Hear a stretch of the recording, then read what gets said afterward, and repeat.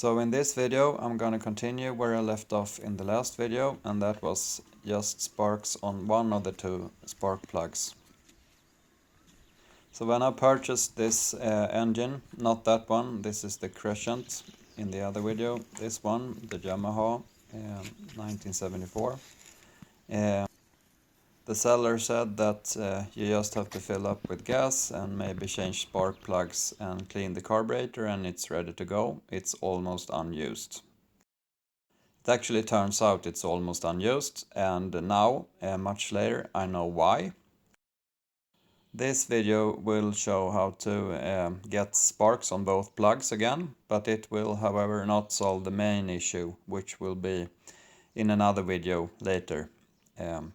Turns out this engine has one of the worst errors an engine from this period can have, and which is very hard to get to and fix. But more about that in the end of this video and in a coming video. Now to the issue, which is just spark on one of the two plugs.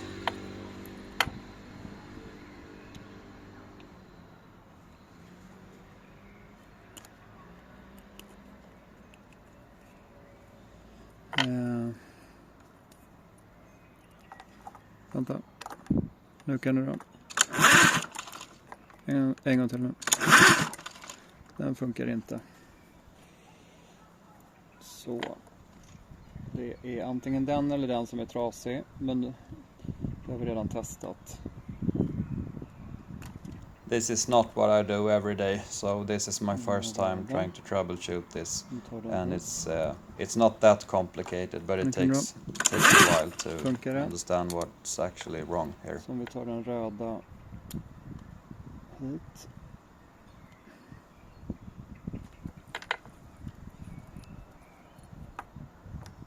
Ja. Det funkar det. Så det är inte den. So translating here, I say both are okay actually, so there is an error in the gray cable instead. Coming up is a short recap in Swedish. Just fast forward or use the translation service in YouTube. Okej, så det här är till cylinder 1, den gråa, och det här är till cylinder 2, den röda. Nu tar vi den röda till cylinder 2 och så tittar vi på gnistan. Kan du dra? Gnista. Tar vi den röda till cylinder 1. Och så tittar vi om det blir gnista. Ja. Gnista. Tar vi den gråa till cylinder 1. Alltså den som är märkt 1 här. Tittar om det blir gnista. Ingen gnista. Tar vi den gråa till cylinder 2. Så, nu är den gråa i. Tittar om det blir gnista. Kör. Ingen gnista. Alltså, det kommer signaler på 2:an men inte till 1:an. Så det är någonting här uppe som är trasigt. So there is obviously something wrong in the flywheel magneto assembly, and now there's just a matter of getting into the flywheel assembly, which turned out to be really hard actually. It took me the better part of 2 weeks before I actually managed to open it up, and it took the help of a really experienced mechanic to tell me how to proceed with that operation actually.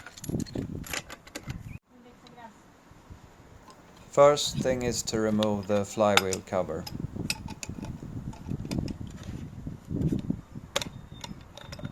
It's actually quite hard when the flywheel is spinning.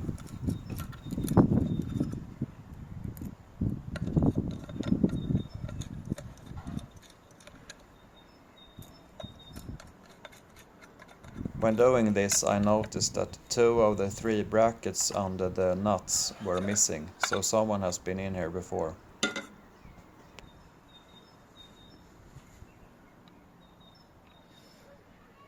I also noticed that the nut on the main shaft is still red and untouched, so someone has opened the cover but gone no further, which indicates that someone tried to troubleshoot this but gave up. which strongly indicates that the previous owner knew about this problem. But also, as we will see in a later video, this is actually the smaller of two problems. The other one is much worse.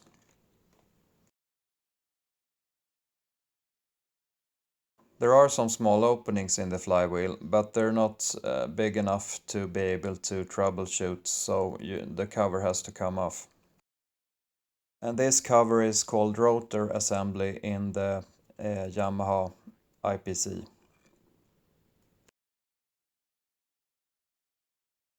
I managed to get hold of an IPC through a Yamaha dealer, but not for the 6A engine, but for the 6B. The model 6A and 6B, however, are quite similar, so it can be used to troubleshoot this engine as well. As you can see here, the flywheel assembly is mounted on a cone-shaped rod, which the experienced mechanic I told you about before told me this is why it's so hard to get loose. The amount of force to get the flywheel off this cone is actually quite amazing. There are two ways to do this. I was recommended to use crowbars actually, and now I will show you how to do this. You need to be at least 3 people to proceed here. So one of the guys need to punch this nut, while the other 2 guys are bending with the crowbars. And then one guy needs to be on the left side of the engine and another guy on the right side of the engine.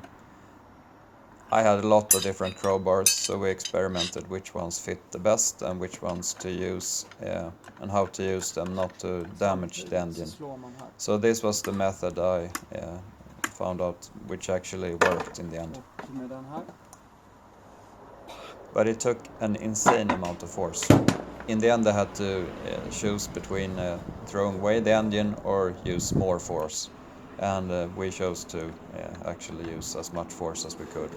And it worked out quite well. Ja, vänta, jag filmar.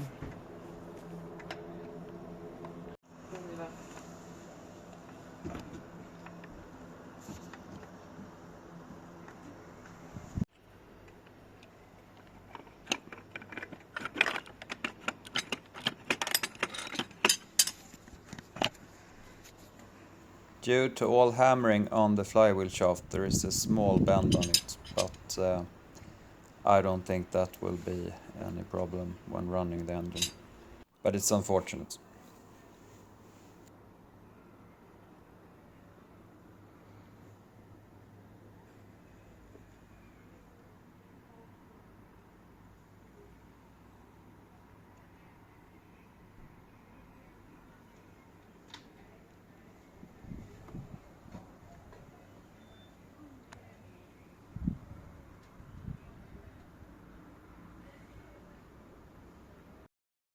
The other way of trying to get the flywheel off the cone is to use this kit instead, or another similar one. This is a universal kit where you can place the bolts in the correct positions, just adjusting them along the groove. I'm quite sure, however, that this wouldn't have helped me in this case, because it was so stuck on the cone that that much force wouldn't be possible to put into this tool to get this opened anyways.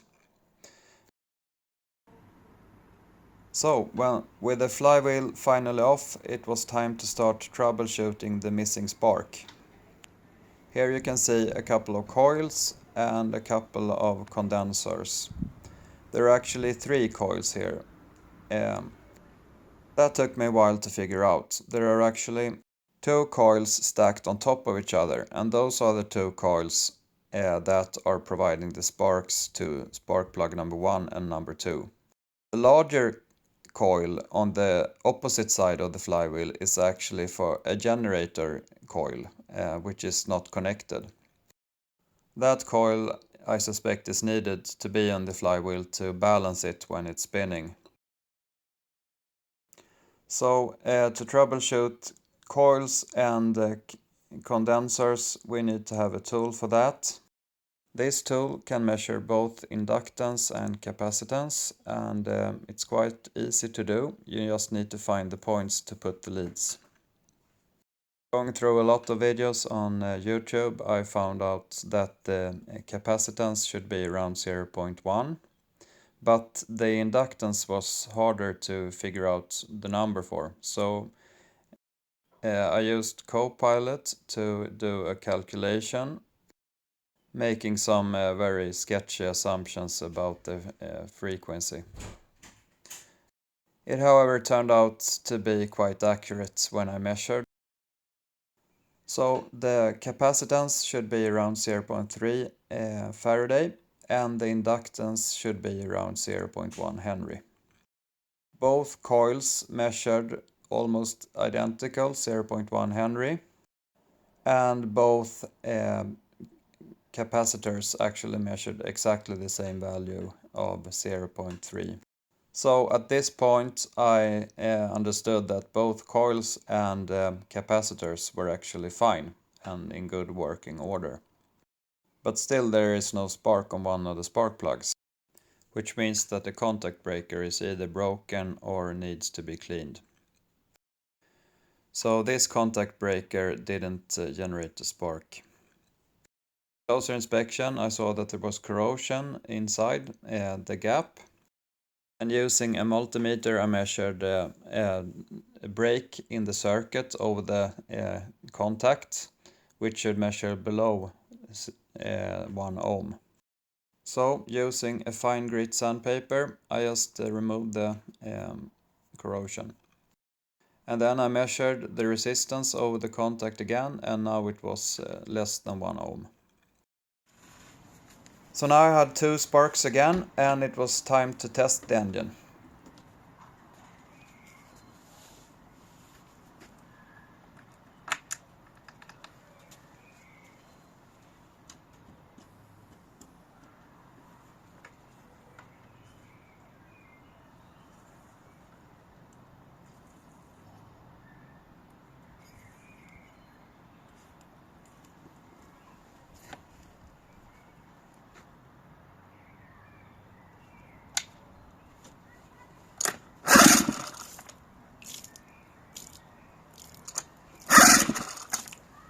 But unfortunately, how much I tried, I couldn't get the engine to start.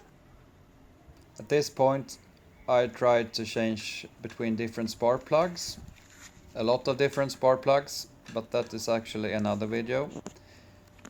That, however, didn't help either. So, one problem solved, but still some problem left. At one point I actually got the engine to run on both cylinders for a while, but after shutting it off I couldn't get it started again. So now this engine is hard to start, but once it starts it actually runs fine.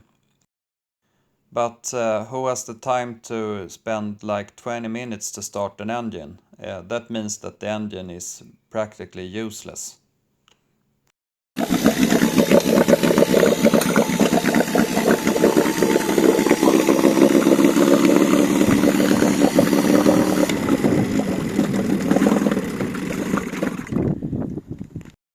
So this is the end of this video.